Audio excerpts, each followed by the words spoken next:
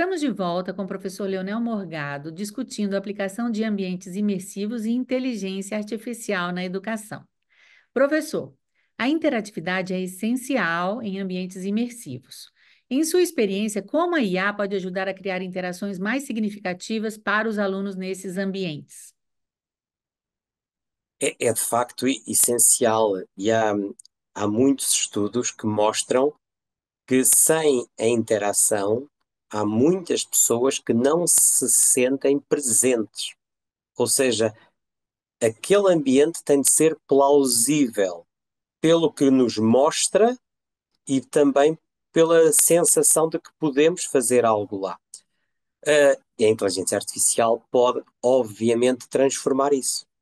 Porque hoje, mesmo que você contrate informáticos para programar interações, tem que ter um plano muito, muito bem pensado dessas interações. Mas com IA, você pode dizer: eu quero que tenha nesse meu cenário, eu quero que tenha aquele ator famoso, aquele pintor famoso, para eu poder falar com ele sobre as suas obras. Eu posso permitir isso. Eu posso dizer mais. Eu posso dizer à IA: olha, eu vou contar-te sobre o mundo que aqui tenho, sobre as salas, sobre os objetos, sobre como é que isto funciona, e inventa a história à medida que as pessoas interagem contigo. E Hum, podemos permitir isso. Aliás, você pode experimentar hoje, você pode dizer à IA, eu quero que sejas o, eu não sei como é que se dirá em português, quero que sejas o Dungeon Master, o mestre de masmorra, ou o mestre de tabuleiro de um jogo de personagens, de um RPG. Vais contar uma história em que estamos no cimo de uma torre que temos que descer e a torre é assim, e vai acontecer isto e podem acontecer estas coisas. Inventa mais episódios à medida que falem contigo e pode fazer isso. E depois pode ir interagindo. Portanto, e isto, acima de tudo, nós agora podemos ir mais longe com a nossa imaginação. Olha, permite-me talvez desviar da pergunta para dar o exemplo sim, por paralelo, mas favor. que ajude. Quando eu estava trabalhando com crianças de 3, 4, 5 anos, uma das coisas que as educadoras estudavam, mas se esqueciam, era que o intelecto da criança era muito superior à capacidade verbal para se exprimir. E então, embora isso fosse conhecimento comum, no dia a dia a gente acaba cometendo o erro de achar que aquela pessoa, porque não está falando de forma tão elaborada, também não está pensando. Mas isso está errado. A capacidade de pensamento não é igual à capacidade de falar. E quando você traz uma tecnologia que abre outras potencialidades, por vezes isso se revela. Eu tinha crianças de 4 anos instruindo-as de 5 nas suas intenções, dizendo: pega ali, leva para acolá. Porque a mão delas era demasiado pequena para controlar o mouse. Hum, Mas sabiam o que queriam e se podiam exprimir dizendo a outra o que queriam. Também, uma das técnicas que trabalhava comigo e que ia também aos jardins de infância relatou que uma criança não estava querendo usar aquela aplicação visual de animação, aquele jogo de programação, mas um dia quis. Um dia quis usar isso. Eu quero fazer uma casa. Uma criança de 4 anos. E tu sabes como se faz uma casa no jogo? Sei, sei. A gente pega numa caixa, coloca ela no caminhão, o caminhão some. A gente sai da casa, vai atrás do caminhão, encontra a quadra onde ele parou e com a caixa os trabalhadores estão fazendo a casa nova e eu entro. Você hum. conte a quantidade de passos e etapas que aquela criança tinha fixado olhando os outros e a vontade de poder criar algo mais elaborado do que o controle motor permitia, levou a exprimir. Portanto, nós, quando damos capacidades adicionais, nós vamos descobrir que a imaginação das pessoas muitas vezes estava-se limitando às palavras que sabiam dizer, às artes que tinham capacidade para exprimir. E agora, se calhar, vamos ver tanta gente se exprimindo que até então, que até agora, se ficava reprimindo, não é? O que vamos descobrir? Sim, impressionante. E como a gente pode alcançar os pequenininhos também, né? Eu achei muito interessante. Você tem sido um pioneiro, né, em estudar esses ambientes imersivos que afetam a aprendizagem. Com a IA, é possível medir melhor o impacto dessas experiências no desempenho dos alunos? Como é feita essa mensuração? Olha, eu não sou pioneiro, eu sou é velho, porque, porque os ambientes imersivos, no sentido que você está dizendo, de ambiente virtual, ambiente 3D, realidade aumentada, isso foi criado nos anos 60. Nós estamos com décadas desse trabalho, muito, muito trabalho. Chegaram a ter alguns momentos até de algum êxito, depois ficavam um pouco para trás. Portanto, tem verdadeiros pioneiros que até já alguns já morreram.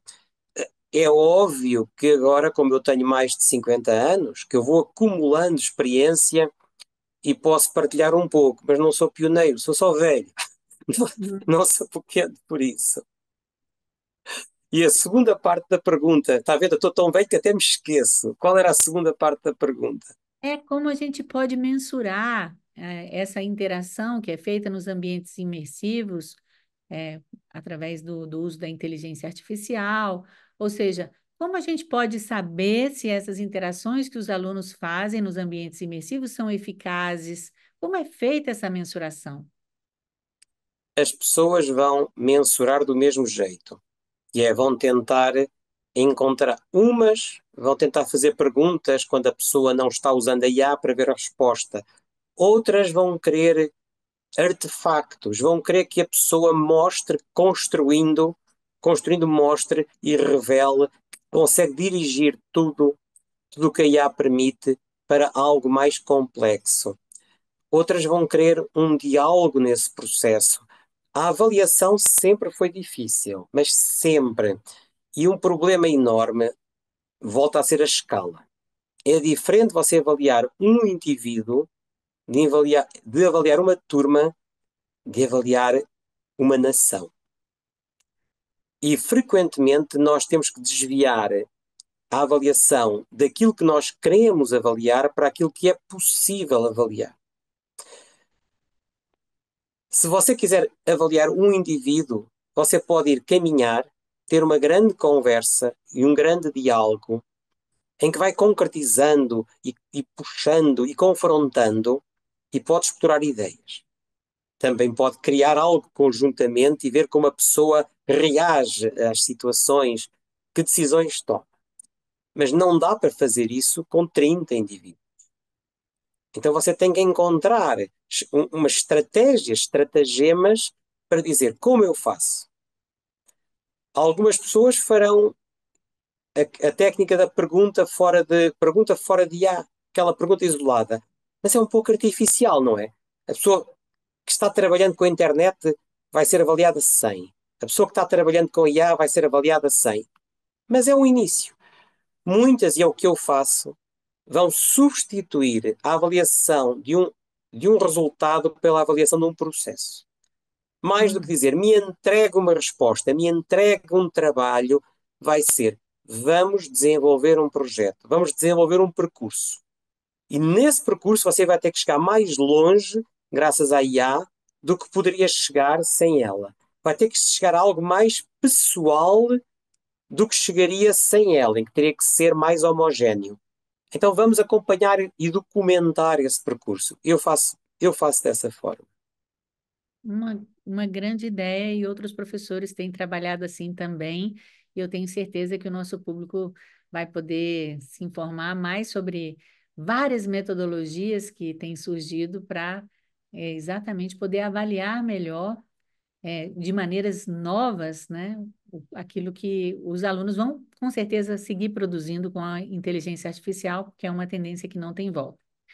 E nessa sua vasta experiência em projetos, né, muitos deles internacionais, inclusive com o Brasil, tenho certeza que você também observou algumas tendências, né? O que tem surgido em termos de tendência, né, sobre os ambientes imersivos que você considera que podem impactar a educação de maneira global? Neste momento, cada vez mais as pessoas querem que eles possam ser parte do cotidiano. Ou seja, você tradicionalmente, basicamente, quer fazer uma festa com ambiente imersivo e depois de lançar os foguetes e apanhar as canas, você fecha a festa. É mais algo para dizer que todo mundo bate palmas, todo mundo fica feliz e depois termina. E é um pouco ridículo, é um desperdício de esforço. Então, uma grande tendência é como é que eu posso integrar o uso de ambientes imersivos no dia a dia.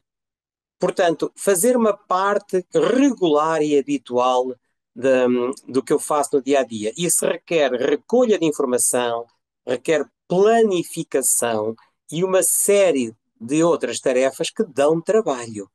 A informática pode ajudar, a IA pode ajudar, mas acima de tudo é necessário deixar de olhar para eles como uma pílula, ali um remédio, mas sim como um processo, até um plano. É preciso um plano, é preciso um método, são precisos instrumentos e técnicas. Sim, e de maneira concreta, conta para a gente quais são os projetos mais interessantes, mais inovadores que você tem visto surgir, seja na Europa, no Brasil, em qualquer lugar do mundo, que talvez as pessoas que estão nos escutando, estão vendo a nossa entrevista, possam se interessar em conhecer. Olha, eu dou um meu e dou um que não seja meu. Eu dou um projeto meu, chama-se Sim Programming, ou seja, é aqui um trocadilho entre o sim da afirmação e o sim de simulação e programming. É de programação de computadores, mas também já está sendo aplicado noutras áreas, como ciências de educação e outras, porque a programação foi só onde surgiu. E é de imersão narrativa. Você na primeira sessão diz basicamente que é a última vez que está falando para os alunos como professor. Você diz, sejam bem-vindos ao estágio nesta empresa, e desse momento em diante, tudo o que você está estudando e fazendo faz parte de um estágio fictício, onde até tem colegas virtuais, tudo o que é pedido para estudar ou fazer faz parte de um estágio narrativo. Hum. E eu comecei e estou fazendo isso só com texto. Agora tenho alguma ambição de juntar ambientes visuais, mas isso começou como imersão narrativa pura e simples. Portanto, nós não precisamos do espalhafato visual, a gente tem que pensar na interação, na narrativa e depois também na parte visual. O outro projeto que recomendo é que procurem quem está usando a IA para simular comunidades de pessoas que interagem, onde nós podemos testar ideias, demonstrar ideias. Dizer, eu quero colocar nessa casa, nessa empresa, nessa vila, um grupo de IAs em que eu digo para cada uma se ficar comportando de um jeito. O que sai daí? Como é que eu posso compreender interações sociais, interações mais dinâmicas desse jeito? Vale a pena procurar. Que legal, muito interessante. E nós já estamos chegando aqui ao final do nossa entrevista, desse momento tão enriquecedor. E foi um prazer, professor Leonel Morgado. Muito obrigada por compartilhar seus conhecimentos e suas experiências conosco.